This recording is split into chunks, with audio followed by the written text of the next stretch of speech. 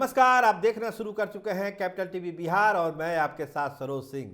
देखिए, vote of confidence में जो भाषण हुआ तेजस्वी यादव का, उसकी चर्चा सभी तरफ है कि तेजस्वी यादव ने किन किन मुद्दों को उस पर उठाया और आगामी जो लोकसभा चुनाव होना है और आरजेडी को जो अपनी सियासत करनी है उसका क्या महत्व है इस भाषण में।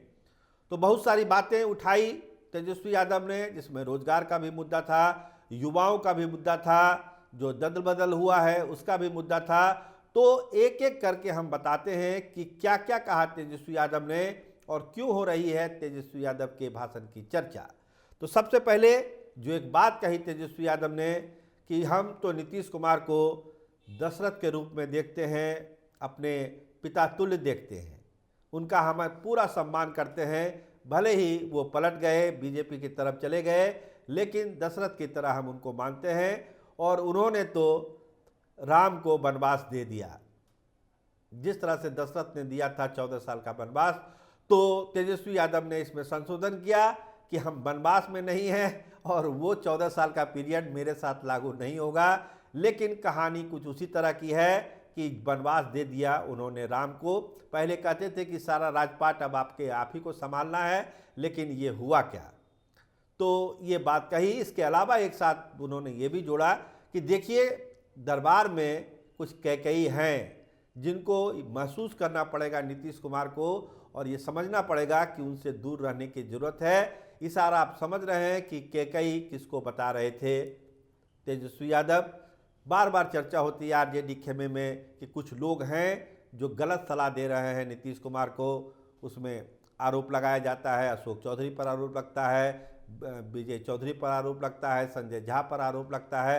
आरजेडी के लोग ऐसा आरोप लगाते हैं कि यही लोग जो हैं नीतीश कुमार को मिसलीड करते हैं और इन्हीं लोगों के कारण ये गठबंधन टूटा है। तो आइए सुनिए पहले कि तेजस्वी यादव ने क्या कहा इस मामले में। हम तो नीतीश जी को एक दशरथ जो पिता है उनके रूप में वैसा गार्जियन मानते हैं कि भाई कई बार जो है इन्होंने कई बार आप लोगों के सामने भी बोला अब तो यही करेगा, यही आगे बढ़ेगा। तो चलिए, नौजवान लोग ना आगे बढ़ेगा, आगे काम करेगा।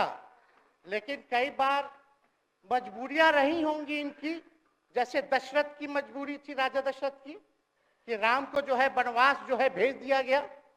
लेकिन उस बात को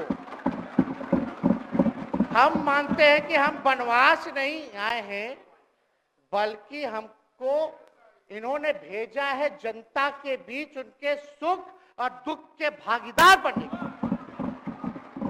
तो सुन लिया आपने। अब एक दूसरी कहानी जो तेजस्वी यादव ने कही कि मैं तो उस वक्त हैरान रह गया जब गवर्नर साहब को इस्तीफा देके नीतीश कुमार निकले, तो उन्होंने कहा कि मेरा मन नहीं लगता था, इसलिए हमने इस्तीफा दे दिया और नई सरकार बनाने का फैसला ले लिया। तो भाई, आरजेडी वाले कोई नाचने गाने वाले हैं क्या? हम नाचते गाते तब नीतीश कुमार का मन लगता, तब ये सरकार चलती? ऐसा हम क्यों करते? तो आइए सुनिए क्या कह रहे हैं तेजस्वी यादव। आखिर क्या ऐसा हो गया कि आपको ये निर्णय लेना पड़ा?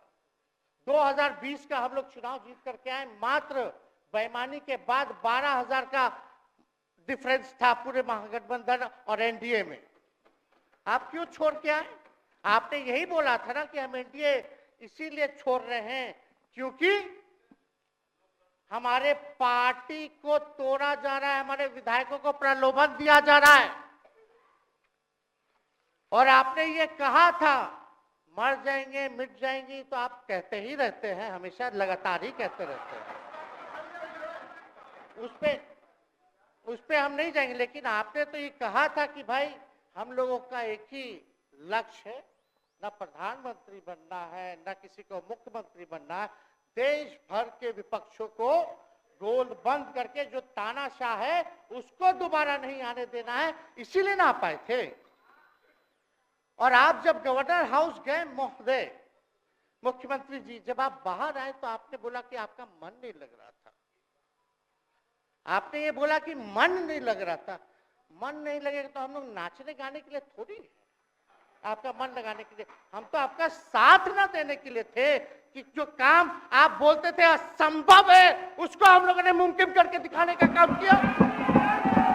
इसके बाद वो थोड़े से बैकग्राउंड में चले गए तेजस्वी यादव और उन्होंने बताना शुरू किया कि हम नहीं चाहते थे, आरजेडी इस फेवर में नहीं थी कि नीतीश कुमार के साथ मिलकर सरकार हम लोग बनाएं, लेकिन विपक्षी नेताओं का इतना दबाव था, बड़े बड़े विपक्षी नेताओं का, कि आपको सरकार बनानी चाहिए नीतीश कुमार के साथ और नरेंद्र मोदी सरकार को दिल्ली से बेदखल कर देना चाहिए क्योंकि वो सरकार देश के हित में नहीं है। तो आरजेडी तो चाहती थी कि बाहर से समर्थन दे दे, लेकिन दबाव इतना था कि सरकार में हम लोग को शामिल होना पड़ा। सत्ता का कोई लोभ लालच आरजेडी को नहीं है, ना मुझे है। हम केवल बिहार का हित चाहते हैं और बिहार का विकास चाहते हैं। इस पर भी खुलकर सदन में बोले तेजस्वी यादव कि हम तो नहीं आना चाहते हैं मुख्यमंत्री जी, लेकिन देश भर के सभी नेताओं का दबाव है कि भाई एक बार 2024 के चुनाव में हम लोग एकजुट हो जाएं और एकजुट होकर के मोदी जी को हराने का काम करें। तब हमने क्या कहा था मुख्यमंत्री जी, याद है? विजय जी हैं आप भी सामने। हम कहते मुख्यमंत्री जी हम सरकार में नहीं आएंगे, हम बाहर रह करके आपको समर्थन देंगे और आपकी सरकार को कोई खतरा नहीं होगा, आप चलाइए सरकार, निफिक्र होकर के चलाइए, क्योंकि हम लोगों का भी लक्ष्य है कि भाजपा को देश से भगाने का काम करे। उस सांप्रदायिक शक्तियों को, जो विचारधारा है, जो समाज में जहर बोने का काम करती है, उसको हम लोग भगाने का काम करें। इसीलिए ना हम लोग एक साथ आए थे, और तो कोई कारण नहीं था। अब इसके बाद तेजस्वी यादव राष्ट्रीय राजनीति पर बोलने लगे। उन्होंने कहा कि बड़ी चर्चा है आजकल इन दिनों मोदी की गारंटी की, कि मोदी जो गारंटी देते हैं उसको लागू कर देते हैं। तो मेरा सवाल बहुत सीधा है नरेंद्र मोदी से, क्या वो गारंटी देंगे बिहार की जनता को कि नीतीश कुमार इस बार नहीं पलटेंगे, वो बीजेपी के साथ ही रह जाएंगे? तो ये मोदी की गारंटी का एक वहाँ पर तंज कसा और उन्होंने कहा कि ये सब बेकार की बातें हैं, नीतीश कुमार कुछ भी कर सकते हैं, फिर भी पलट सकते हैं, कोई गारंटी नहीं है और नरेंद्र मोदी भी इसकी गारंटी नहीं ले सकते हैं। तो सुनिए क्या कह रहे हैं तेजस्वी यादव। मोदी जी का गारंटी तो बहुत मजबूत वाला गारंटी है। ए मोदी जी के गारंटी वालों, क्या मोदी जी गारंटी लेंगे फिर से पलटेंगे कि नहीं पलटेंगे? जरा बता के दिखा दो, बताइए। मोदी जी के गारंटी वालों बताओ, बताइए पलटेंगे कि नहीं पलटेंगे मोदी जी का गारंटी? इसके बाद तेजस्वी यादव ने कहा कि देखिए सत्ता बदल गई, सरकार बदल गई, हम उनको शुभकामना और बधाई देते हैं, लेकिन बिहार में जो होना है, बहाली होनी है, शिक्षकों की होनी है या फिर पैरामेडिकल स्टाफ की होनी है, या जो भी वैकेंसी है उसको सरकार लागू करे, ओल्ड पेंशन स्कीम को लागू करे। बिहार का हित जिसमें है उसको देखना पड़ेगा नीतीश कुमार को। विशेष पैकेज मिले, केवल बैलून गुब्बारा ही न रह जाए। विशेष पैकेज अगर आप मांग रहे हैं तो उसको मजबूती से लीजिए नरेंद्र मोदी सरकार से। और जाते जाते अपने भाषण को ख़त्म करते करते नीतीश कुमार ने कहा कि अगर चाचा जी, नीतीश कुमार जी, अगर आपका दिल ना लगे, फिर आपको पलटना अगर हो तो आपका भतीजा आपके साथ है, आप आ सकते हैं, आपके लिए कोई दिक्कत नहीं है। तो ये कहकर तेजस्वी यादव ने अपना भाषण समाप्त किया। आप भी सुनिए क्या कह रहे हैं तेजस्वी यादव।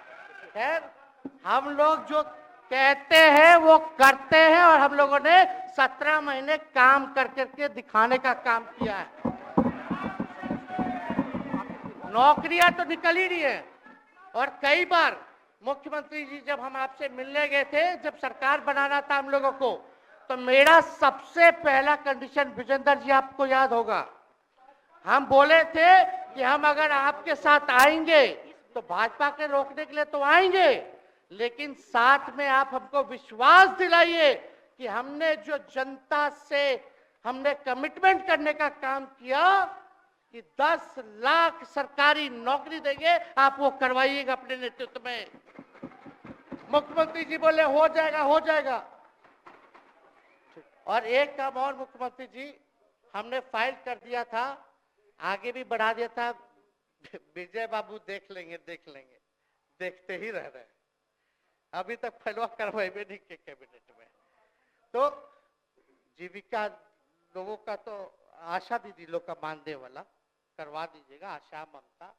हम लोग के सरकार में हम लोग सबका राय बना था, जिसमें जितने आप लोग सब लोग मीटिंग में थे, सब तो तमाम मुद्दों को उठाया तेजस्वी यादव ने और कहिए कि एक एक पॉइंट पर उन्होंने नीतीश कुमार को और भाजपा को घेरने की कोशिश की और अपने वोटरों को ये मैसेज दिया कि तेजस्वी यादव रुकेगा नहीं, वो आपके बीच आ रहा है, आपके सुख दुख में आपका सहभागी बनने के लिए वो सामने आ रहा है। आप इंतज़ार करिए, वो इंतज़ार ख़त्म होने वाला है, हम आपके बीच आ रहे हैं। तो तेजस्वी यादव के इस भाषण की बड़ी चर्चा है। देखिए इसका कितना चुनावी लाभ आरजेडी को और महागठबंधन को मिलता है। आप देखते रहिए कैपिटल टीवी बिहार। आपका बहुत धन्यवाद, आपका बहुत शुक्रिया।